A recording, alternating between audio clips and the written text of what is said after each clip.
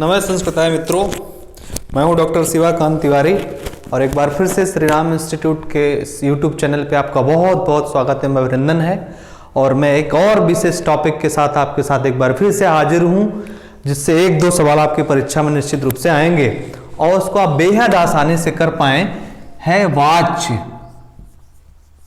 क्या है? वाच्य। वाच्य माने क्या होता है? कथन। वाच्य माने क्या होता है? कथन या कहने की शैली। कहने की शैली। हम किसी भी वाक्य को किसी भी वाक्य को कितने प्रकार से कह सकते हैं, बोल सकते हैं, लिख सकते हैं, वो कहलाता है वाच्य। क्या कहलाता है? वाच्य। आपकी परीक्षा में आपसे ये जरूर पूछा जाता है, निम्नलिखित का वाच्य परिवर्तन करो, या सीधे सवाल ये पूछ लेता है कि संस्कृत वाङ्मय में वाच्य कितने होते हैं। तो आपको लिखना है संस्कृत वाङ्मय में वाच्य की संख्या कितनी है? 3। कितनी है? 3। अब आपसे पूछेगा वाच्य कितने प्रकार के, तो 3 लिखेंगे। पहला है कर्तृवाच्य।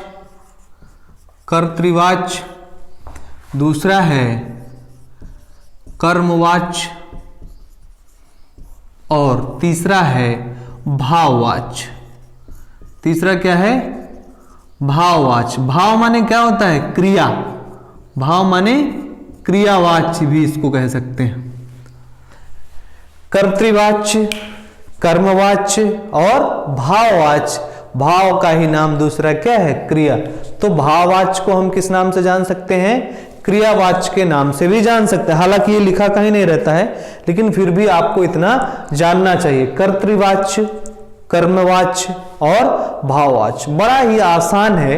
आप एक बार ध्यान से देखेंगे तो मुझे नहीं लगता है कि आप कभी गलत करें। वाच्य से एक सवाल आना पक्का है, कोई नहीं रोक सकता। एक सवाल इससे पक्का आएगा, आपसे वाच्य परिवर्तन कराएगा। ठीक है ना? अब देखना क्या है, कर्तृवाच्य के कर्ता में, कर्तृवाच्य में कर्ता होगा। कर्ता में कौन सी विभक्ति लगती है? प्रथमा विभक्ति। ठीक हो गया ना? फिर है कर्म रहेगा, तो कर्म में कौन सी लिख जाएगी? द्वितीया विभक्ति। कौन सी लग जाएगी? द्वितीया विभक्ति लगाएंगे। और क्रिया, क्रिया कर्ता के अनुसार। किसके अनुसार? कर्ता के अनुसार। कर्ता के अनुसार मतलब यदि कर्ता प्रथमा विभक्ति में है तो क्रिया भी प्रथमा में होगी कि नहीं होगी? समझ रहे ना?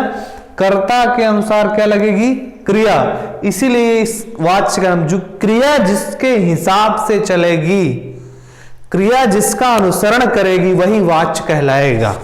समझ रहे ना? क्रिया जिसके अनुसार लगी होगी वही वाच्य हो जाएगा। ठीक है ना? अब देखिए कर्म में क्या है, इसमें भी कर्ता होगा। इसके कर्ता में कौन सी विभक्ति लगती है? तृतीया विभक्ति। कर्मवाच्य के कर्ता में कौन सी विभक्ति? तृतीया विभक्ति। और इसमें जो कर्म होगा उसमें कौन सी विभक्ति लगेगी? प्रथमा विभक्ति। कौन सी लगेगी? प्रथमा। और क्रिया कर्म के अनुसार। किसके अनुसार लगेगी? कर्म के अनुसार। क्रिया जिसके अनुसार लगेगी वही वाच्य कहलाएगा। क्रिया जिसका अनुसरण करेगी वही वाच्य कहलाएगा। क्रिया कर्म के अनुसार लगेगी। किसके अनुसार लगेगी? कर्म के अनुसार लगेगी। ठीक है ना?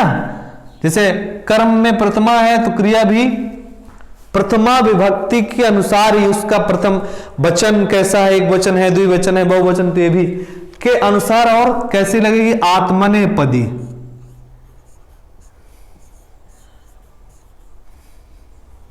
आत्मनेपदी। आत्मनेपदी का मतलब समझ रहे हैं? जैसे हम परस्मैपदी धातुओं के रूप पढ़े हैं, पठति, पठिता, पठन्ति, ये शब्द रूप अभी हम कल के वीडियो में हम लोगों ने देखा था कि हम लोगों ने शब्द धातु रूप सीखा था। कुछ परस्मैपदी थे और कुछ आत्मनेपद थे। तो परस्मैपदी की धातुओं के रूप चलते थे पठति, पठता है, पठन्ति, पठसि, पठता है, पठति, पठामि, पठावा है, पठामि, ऐसे रूप चलते थे ना। और इसी प्रकार से जो परस्मैपदी के बाद जो आत्मनेपदी के जो रूप थे वो किससे चलते थे? पठ्यते पठ्यते पठ्यन्ते, यही चल रहे थे ना, पठ्यते पठ्यते पठ्यन्ते, ऐसे शब्द रूप चल रहे थे, तो इनका प्रयोग यहां पर होगा। अब आते हैं भाववाच्य में, तो भाववाच्य के कर्ता में भी तृतीया विभक्ति, भाववाच्य के कर्ता में कौन सी विभक्ति? तृतीया। अब आप बताइए कर्म में कौन सी विभक्ति? कर्म होता ही नहीं है, भाववाच्य में कर्म नहीं होता। सबसे बड़ी पहचान यही है कि भाववाच्य में कर्म होता ही नहीं है, इसलिए कर्म चाहे लिखो और चाहे इसको रखो ही नहीं, ठीक है ना, और सीधे क्या होगी? क्रिया। अब ये वाली क्रिया जो है ये हमेशा प्रथम पुरुष एक वचन आत्मनेपदी,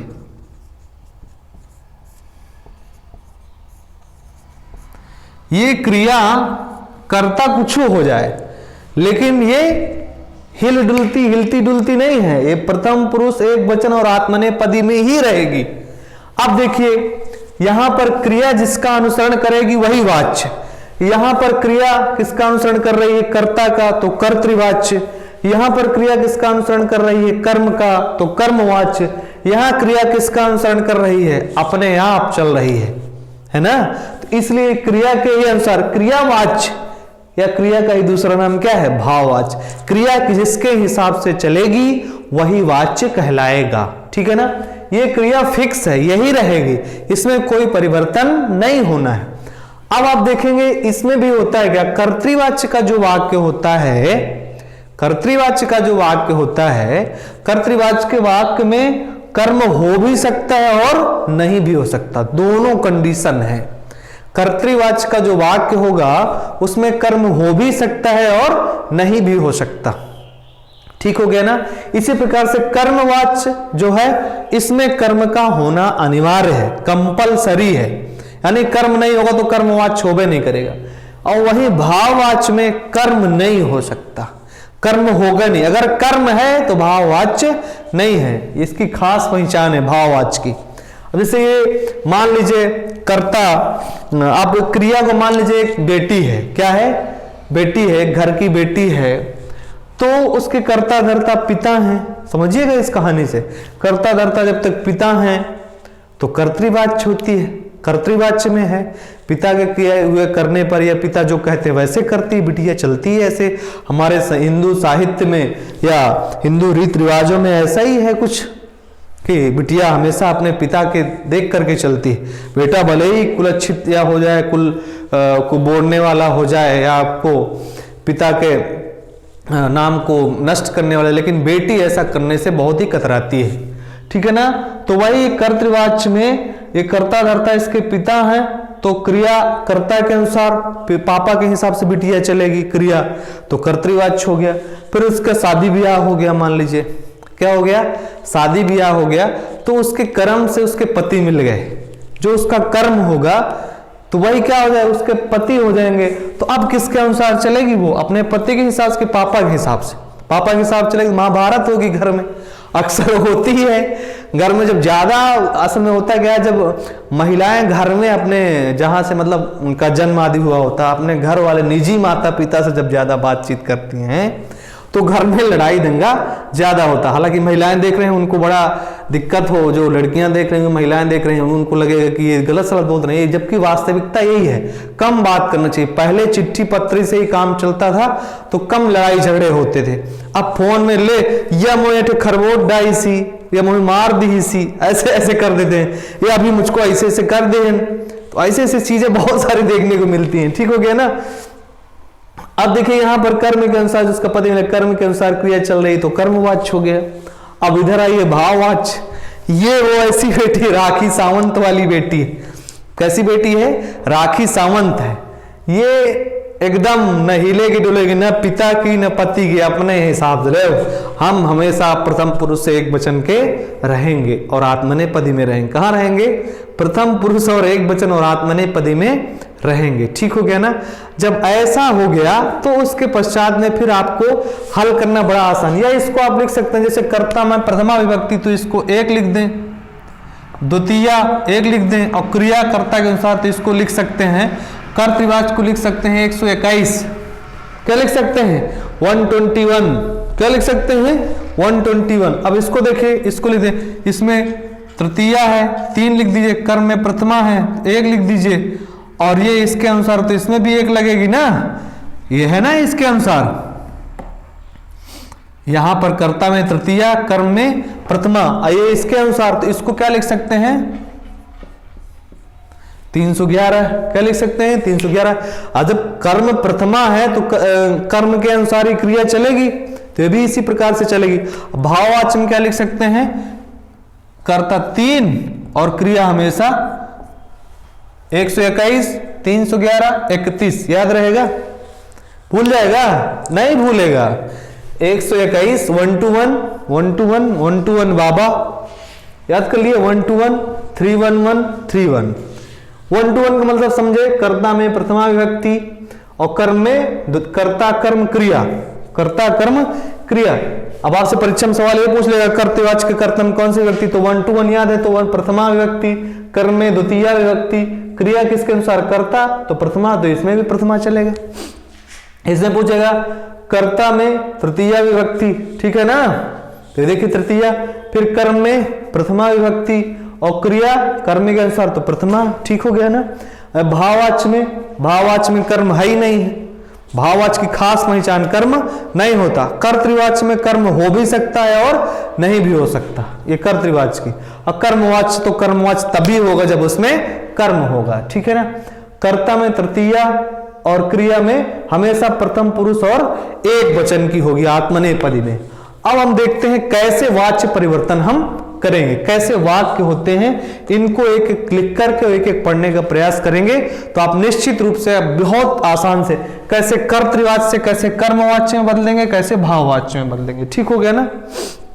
अब जैसे लिखा है, अब मैं आपको आत्मनेपदी के कुछ रूप लिख देता हूं, जिसको आप लिख लीजिए तो उससे बड़ा आसानी से कर पाएंगे। जैसे लिखा है आपका शब्द रूप में कुछ लिख देता हूं, जैसे है गम्यते, गम्यते,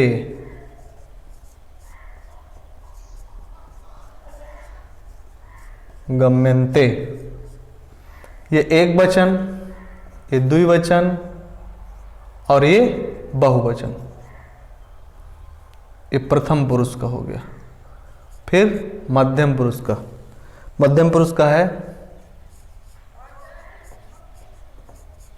गम्य से,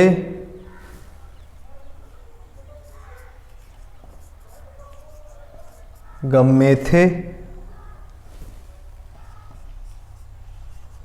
गम्यध्वे, ठीक है ना। फिर है उत्तम पुरुष का है गम्मे। एक बार आप देख लेंगे फिर बहुत आसानी से कर लेंगे, आप कठिन नहीं लगेगा, आपको लग रहा होगा यार हम बड़ा कठिन है। एक बार पहले इसको समझिए फिर आपको देखेंगे। गम्मे, गम्यावहे,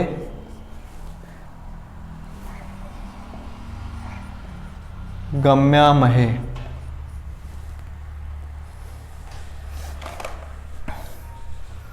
ये प्रथम पुरुष है, ये मध्यम पुरुष है और ये उत्तम। प्रथम पुरुष को एक किस नाम से जानते हैं, अन्य पुरुष के नाम से भी जानते हैं। ठीक हो गया ना। ये आत्मनेपदी के रूप हैं। गम धातु कौन सी धातु है, गम धातु आत्मनेपदी, आत्मनेपदी इसके रूप हैं। कैसे चलाएंगे, अब देखिए इन दोनों में आत्मनेपदी लगता है, इसमें परस्मैपदी लगेगा। अच्छा आपसे परीक्षा में कभी कभी पूछ लेता है, अगर ऐसा पूछ ले कुछ न लिखा हो, सीधे पूछ ले कर्ता की कौन सी विभक्ति, तो तृतीया लगाएंगे। क्या लगाएंगे?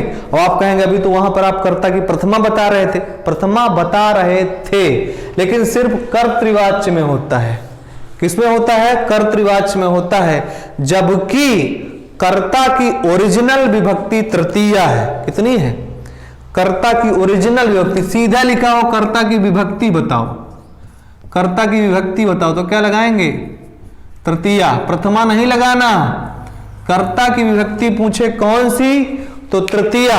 कुछ लिख दे उक्त अनुक्त, तब आप कुछ और लगा दे तो ठीक बात है, लेकिन कर्ता की ओरिजिनल विभक्ति तृतीया होती। कौन सी होती है? तृतीया। कर्ता की ओरिजिनल विभक्ति क्या होती है? तृतीया।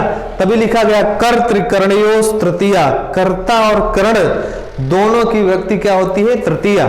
तभी आप देख रहे हैं यहां पर कर्ता में तृतीया, कर्मवाच्य में, भाववाच्य में भी तृतीया। ठीक है ना? तो कर्ता की ओरिजिनल विभक्ति तृतीया है, लेकिन कर्तृवाच्य में बस प्रथमा है।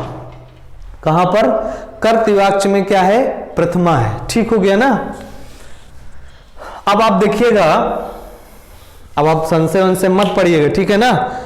ठीक है, आप जैसे कर्ता की ओरिजिनल विभक्ति या कर्ता की विभक्ति पूछ ले सीधे, तो आप लिख लीजिएगा तृतीया। ठीक हो गया? अब आगे देखिएगा, कर्तृवाच्य, कर्मवाच्य, भाववाच्य कैसे कैसे करते हैं। जैसे लिखा है, पहला वाक्य है, जैसे लिखा है रामः पठति, आप लिख लीजिए रामः पुस्तकम पठति। क्या लिखा है? रामः पुस्तकम पठति। अब देखिएगा, रामा पढ़े ना आप, रामः, रामम, रामेण, रामाय, तो रामाय शब्द कहां बनता है? प्रथमा विभक्ति, प्रथमा विभक्ति लगी है। यही से तय कर लिया, आपसे पूछ लिया रामः पुस्तकम पठति, ये वाक्य कौन सा वाच्य है?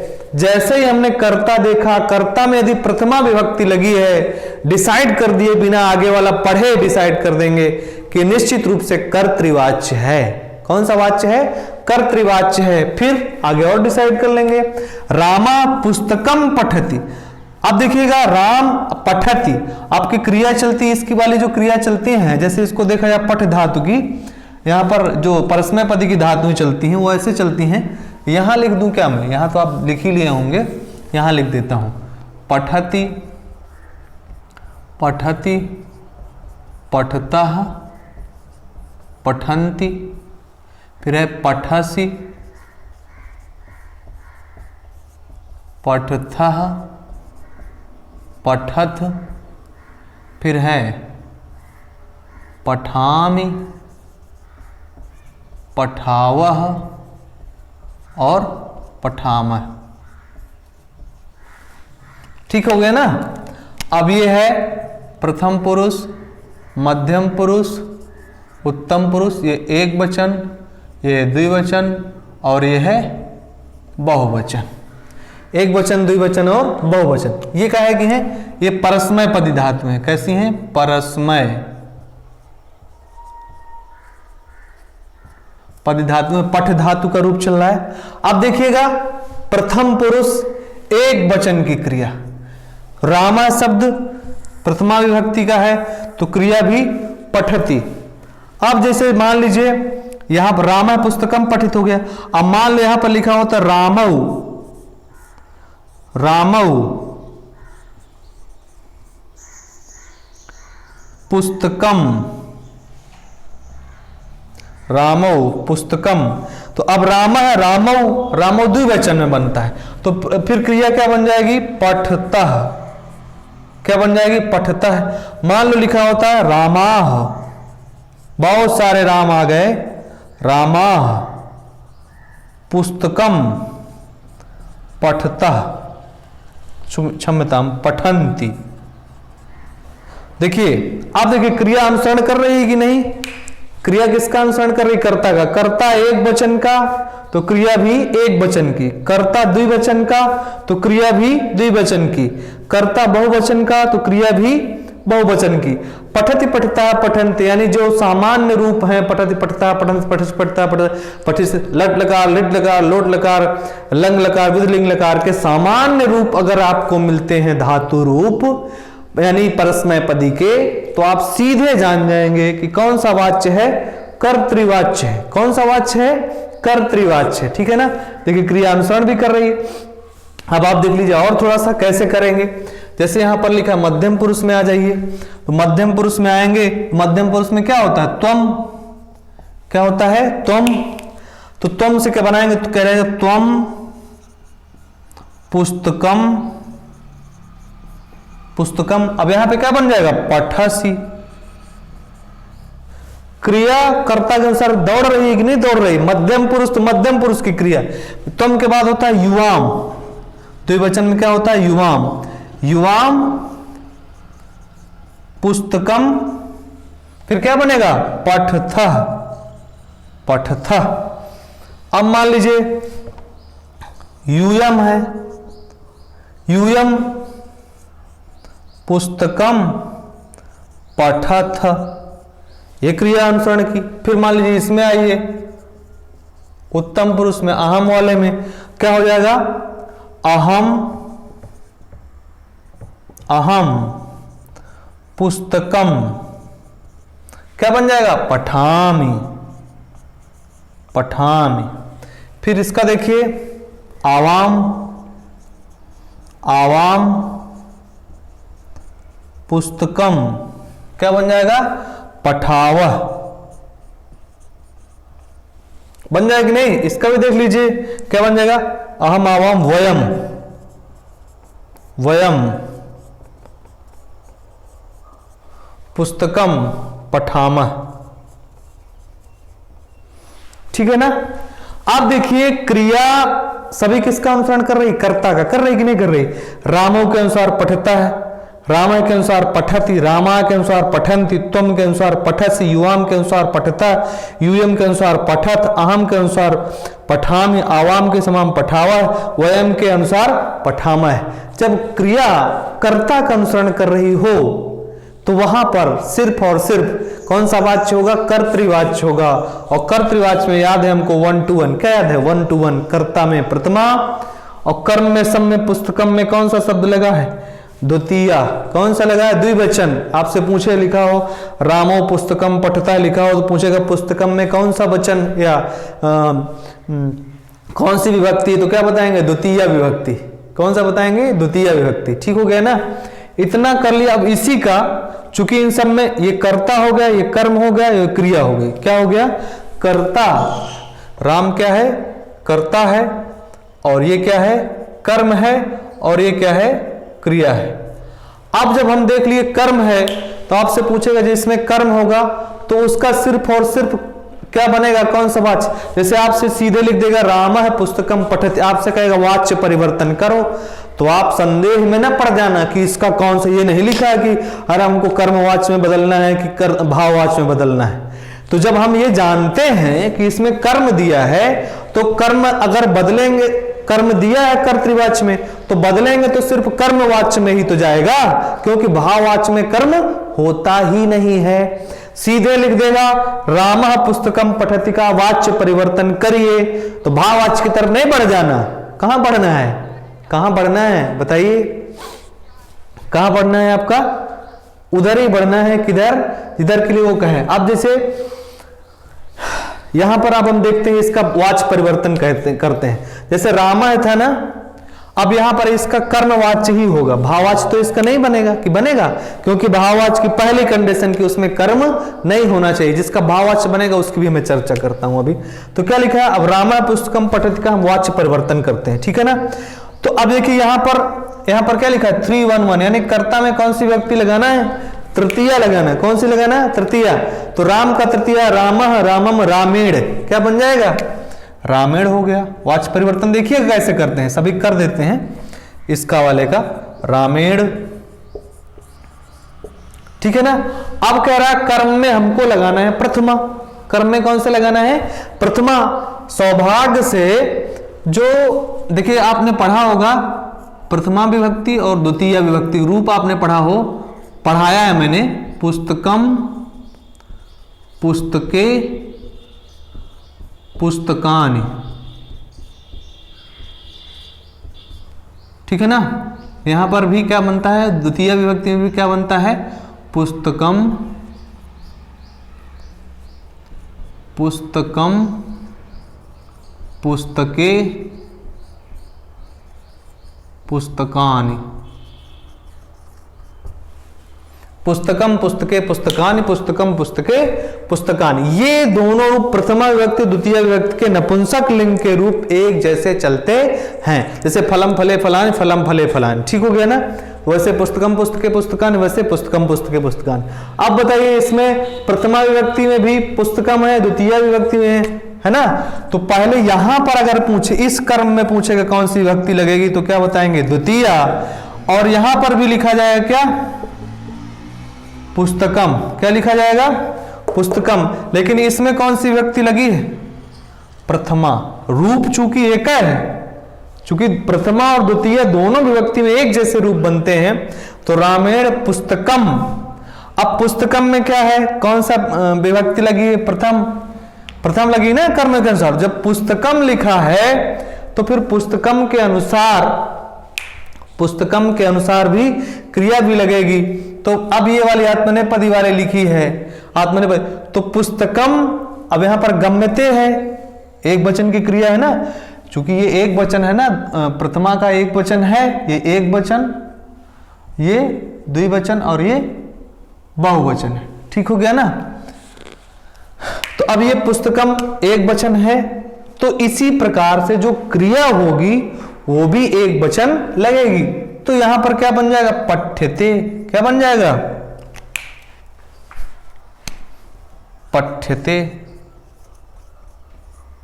बदल गया वाच, परिवर्तित हो गया, रामेण पुस्तकम पठ्यते। आप देखिएगा यहां पर क्या लिखा है, रामौ, क्या लिखा है, रामौ का आपसे पूछेगा वाच परिवर्तन। अब देखिए यहां पर ये द्विवचन है ना, द्विवचन है ना, तो उसी प्रकार से रामेण का यानी तृतीया का द्विवचन में बदलेंगे। तृतीया का द्विवचन क्या होता है, बताइए बताइए बताइए, जल्दी बताइए, क्या होता है, रामाभ्याम।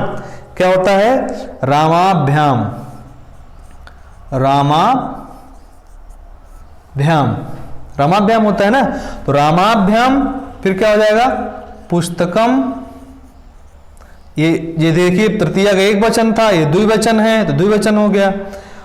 तो पुस्तकम, फिर यहां पर भी क्या हो जाएगा, पठ्यते। अब आप कहेंगे कि ये नहीं बदल रहा, ये इसलिए नहीं बदल रहा क्योंकि पुस्तक में सिर्फ क्या लगा हुआ है, प्रथमा विभक्ति का एक वचन लगा है, तो इसी के अनुसार क्रिया लगेगी, रामाभ्याम पुस्तकम पठ्यते। फिर हो जाएगा रामाभ्याम पुस्तकम, फिर रामा लिखा है, तो राम रामौ रामा रामम रामौ रामान रामेण रामाभ्याम रामई है।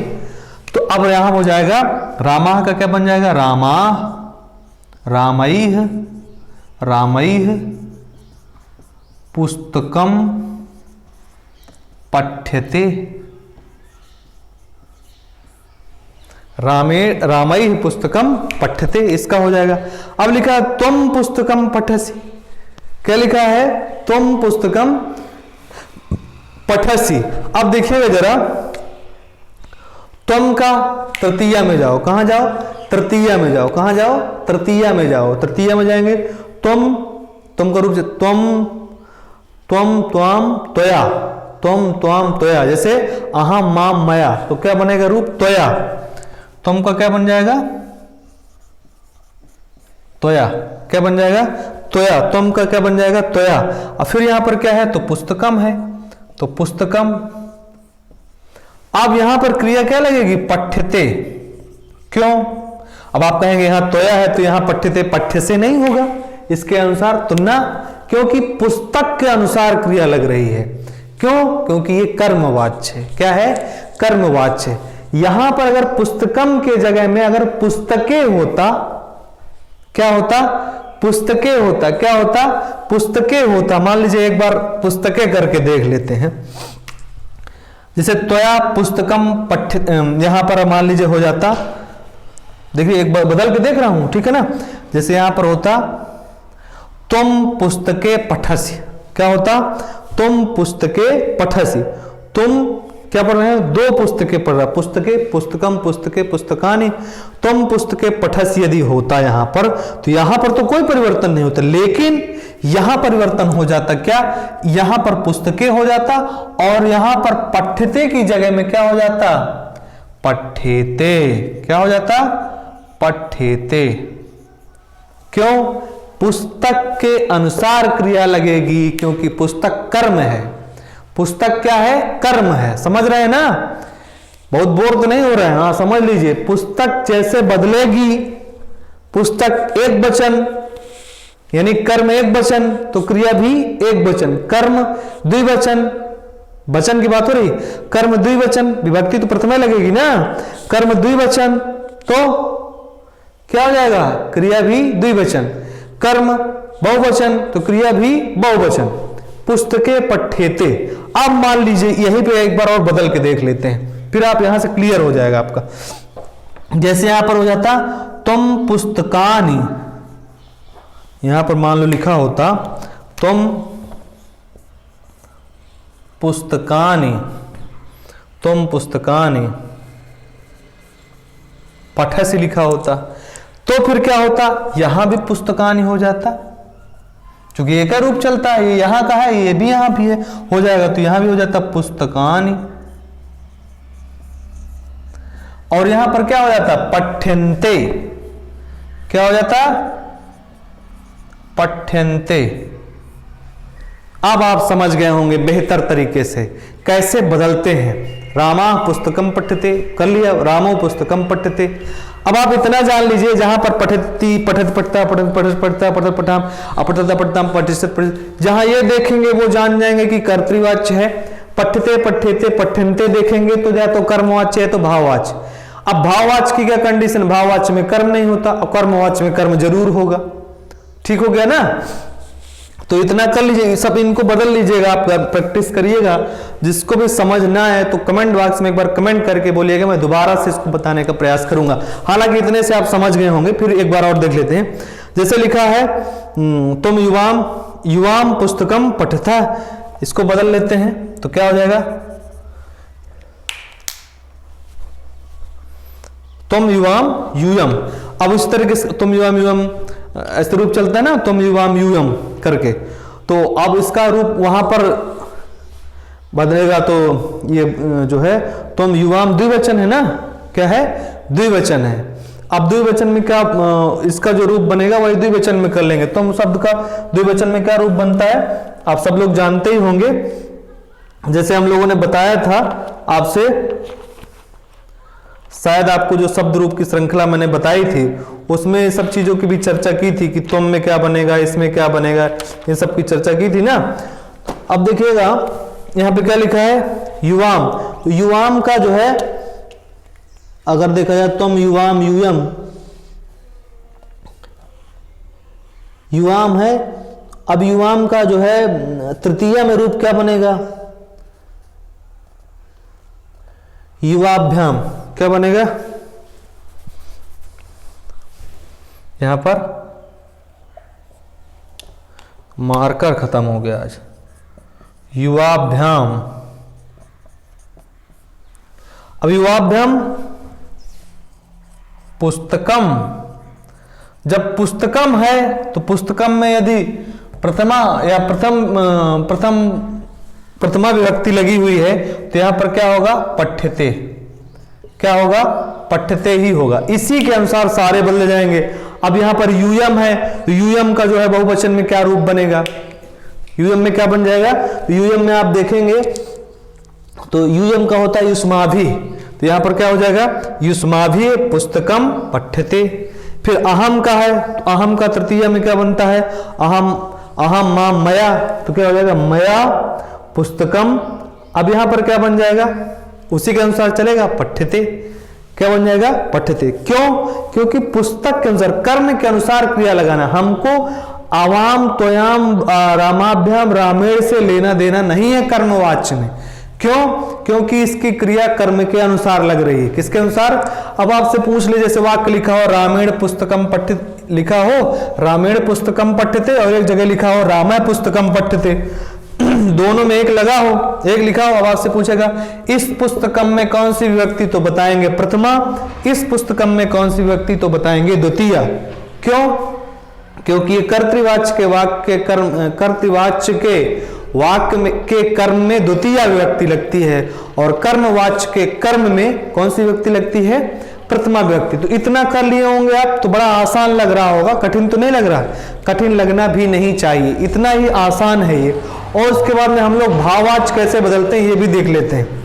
अब भाववाच्य कैसे बदलेंगे इसको देख लेते हैं, फिर इसके बाद खत्म होगा। आप दो लोग 2-4-10 प्रैक्टिस में देख लीजिएगा, जो भी वाच्य पूछे गए हों आप बेहद आसानी से कर ले जाएंगे। जैसे अब देखिएगा, इसको मिटा दूं क्या, स्क्रीनशॉट लेना हो ले लीजिए, आपको इसको लेना हो। हाँ, इसको मिटा देते हैं।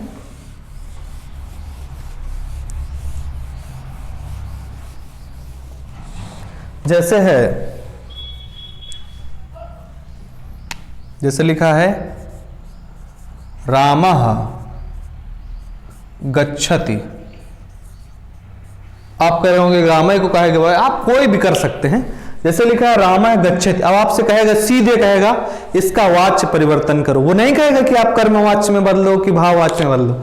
अब जब इसमें कर्म नहीं है, सीधा कर्ता है और क्रिया है, तो इसका सिर्फ और सिर्फ क्या बदल जाएगा, भाववाच्य ही बदला जाएगा। भाववाच्य में बदलते समय क्या करते हैं, ये कर्ता हो गया, ये कर्ता हो गया, और ये क्या हो गई, क्रिया हो गई। ठीक है ना, बदलिए। अब इसके कर्ता में कौन सी विभक्ति लगी, तृतीया, तो राम का तृतीया में क्या बनता है, रामेण। और गच्छति, गच्छत क्रिया हमेशा हमेशा यही रहेगी, प्रथम पुरुष और एक वचन की क्रिया। इसमें लिखा है ना प्रथम पुरुष एक वचन आत्मनेपदी, हमेशा क्रिया यही रहेगी, इसकी क्रिया स्थायी, ये परिवर्तनशील नहीं। इधर वाला कुछ हो जाए, कर्ता कुछ भी हो जाए, उसको कोई लेना देना नहीं है। कर्ता कुछ हो जाए यहां से, हम तो आमय आमह्यम, कुछ भी हो जाए, उसको कोई लेना नहीं, वो हमेशा प्रथम पुरुष और एक वचन की ही रहेगी। देखते हैं, करके देखते हैं। तो क्या बन जाएगा, रामेण गम्यते। क्या बन जाएगा, रामेण गम्यते। अब जैसे देखिए रामाय गच्छति हो गया। अब देख लीजिए रामौ गच्छति, देख लीजिए रामौ गच्छता, जैसे लिखा है रामौ गच्छता, तो भी यहां पर क्या हो जाए, यहां पर क्या बनेगा रूप, राम है, रामो रामा है, तो राम का तृतीया, यहां पर राम का तृतीया में रामाभ्याम बनेगा। क्या बनेगा, रामाभ्याम। देखिए यहां पर द्विवचन लगा है, तो यहां पर तृतीया का द्विवचन लगेगा, रामाभ्याम। और क्रिया हमेशा गम्यते, हमेशा क्रिया भाववाच्य में गम्यते, पठ्यते, चल्यते, क्रीडते, लिखते, हमेशा यही रहेगी, इसमें परिवर्तन होने वाला नहीं है। ठीक है ना, रामाभ्याम गम्यते। ठीक है ना। आज जैसे मान लो लिखा हो अहम, पहले देखिए तुम लिखा हो त्वम, गच्छसि, क्या लिखा हो, तुम गच्छसि, तो तुम का तृतीय में रूप बनाओ, क्या बन जाएगा, त्वम त्वम त्वया,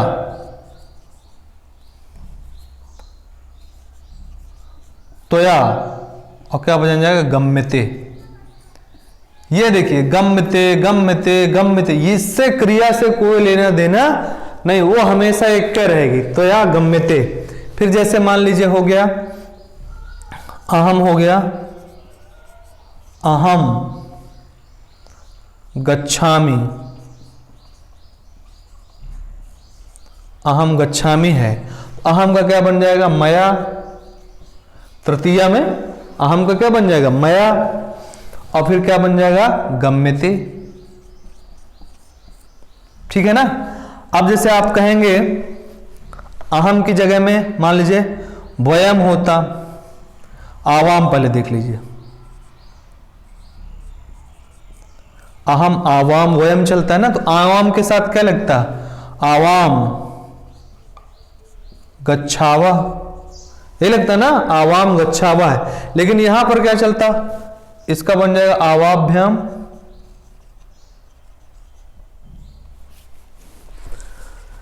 इसका हो जाएगा आवाभ्याम, अवाभ्याम गम्यते, गम्यते नहीं बदल रहा, देखो क्यों, भाववाच्य है, क्यों भाववाच्य, क्रिया अपने अनुसार क्रियावाच्य है, इसलिए क्रिया हमेशा प्रथम पुरुष और एक वचन की ही रहेगी आत्मनेपदी में। ठीक हो गया ना। अब इसमें देखिए कर्म नहीं दिख रहा है, आपसे पूछे कर्तृवाच्य का कोई वाक्य, गच्छते पठते लिखते चलते आदि देखेंगे तो जान जाएंगे कर्तृवाच्य है, गम्यते चलते लिखते आदि देखेंगे तो जान जाएंगे या तो कर्मवाच्य है या भाववाच्य। अब कर्मवाच्य और भाववाच्य में क्या अंतर है, कर्मवाच्य में कर्म होगा, भाववाच्य में कर्म नहीं होगा। ठीक हो गया ना। इतना जब कर लिए आप तो फिर ये बड़ा आसानी से कर लेंगे।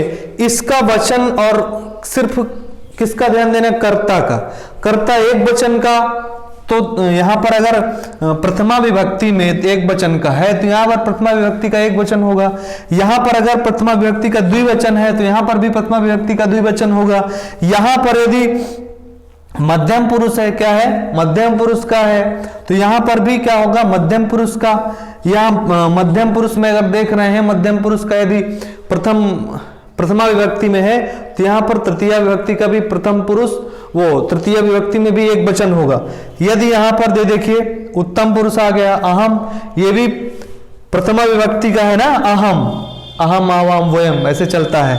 तो जब ये है तो इसका यहां पर है तो यहां भी कौन सा रूप चलेगा, मया बन गया, अहम का मया, आवाम का आवाभ्यम, आवाम जो है अहम आवाम वयम, तो आवाम जो है द्विवचन है, तो इधर भी देखिए आवाभ्यम भी क्या है, द्विवचन है, इधर भी क्या है, आवाभ्यम क्या है, द्विवचन है। अब हम लोग थोड़ा सा परिवर्तन करना सीखेंगे। जैसे क्या परिवर्तन करना सीखें, एक बार लिख लेते हैं, उसको परिवर्तन कर लेते हैं।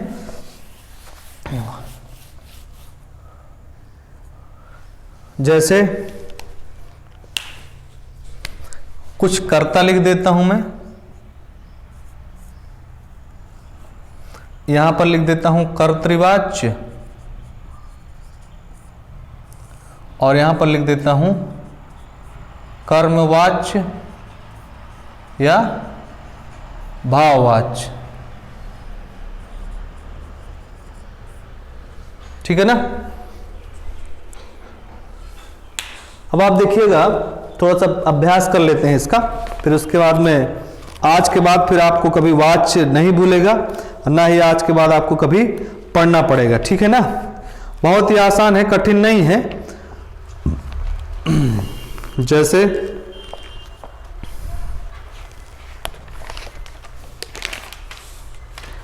आप यहां पे देखेंगे सह का, जैसे सह का तो कर्तृवाच्य कर्मवाच्य में क्या बन जाएगा, तेन, है ना। त्वम का क्या बन जाएगा, त्वया, है ना। अहम का क्या बन जाएगा, मया, है ना। कर्तृवाच्य और भाववाच्य दोनों की बात बता रहा हूं। फिर उसके बाद में राम है, राम का क्या बन जाएगा, रामेण, रामेण बन जाएगा। ठीक है ना। गुरु का क्या बन जाएगा, गुरु, गुरु गुरुम गुरुड़ा, क्या बन जाएगा, गुरुड़ा बन जाएगा। ठीक हो गया ना। इस प्रकार से आप जान लेंगे कि यहां पर कर्तृवाच्य में कौन सा लगा है, यहां पर प्रथमा विभक्ति लगी है, और यहां पर कौन सी लगी है, तृतीया लगी है। तो ये कर्ता है, सह, तेन, त्वम, त्वया, अहम, मया, रामा, रामेण, गुरु, गुरुड़ा। ठीक है ना। नदी, जैसे नदी लिखा हो तो नदी क्या हो, नदी, नदीम, नद्या, नदी का नद्या। ठीक हो ना। हरि लिखा हो, हरि, हरिम, हरिणा। ठीक हो गया ना। जिस प्रकार से वो चलते, जैसे फल लिखा हो तो फलम, फले, क्या बनता है, तो यहां पर जैसे राम का बनता है तो फलेन बन जाएगा, क्या बन जाएगा, फलेन। इस प्रकार से कर्तृवाच्य और कर्मवाच्य और भाववाच्य के दोनों कर्ता चूंकि तृतीया विभक्ति में होते हैं, इसलिए दोनों का एक रूप होगा।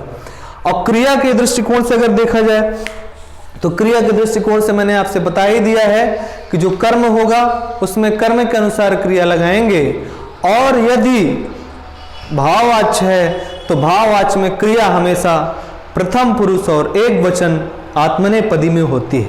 हमेशा पठ्यते, लिखते, चलते, क्रीडते ऐसे करके होगी। ठीक है ना।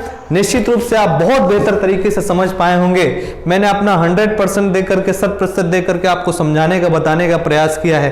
फिर भी अगर कहीं कोई आपकी समझ में कोई चीज नहीं आई हो तो निश्चित रूप से आप कमेंट बॉक्स में कमेंट करके मुझे बताएंगे। मैं निश्चित रूप से आपका सोल्यूशन करके, फोन करके या किसी न किसी माध्यम से आपको जरूर पहुंचाऊंगा। और एक बहुत ही महत्वपूर्ण टॉपिक जो कि प्रत्यय और उपसर्ग का है, वो भी मैं नेक्स्ट वीडियो के माध्यम से आपको लेकर के आऊंगा। ज्यादा से ज्यादा लोगों तक इसको शेयर करें। अगर आपको अच्छा लगा करे तो एक बार लाइक करने में कोई आपका पैसा तो खर्चा नहीं होता, खर्चा होता है एक टिक कर देना बस। इसका मतलब आप देखते ही नहीं हैं। ठीक है ना। ज्यादा से ज्यादा लोगों तक पहुंचाएं, देखें। बहुत बहुत नमस्कार, बहुत बहुत धन्यवाद।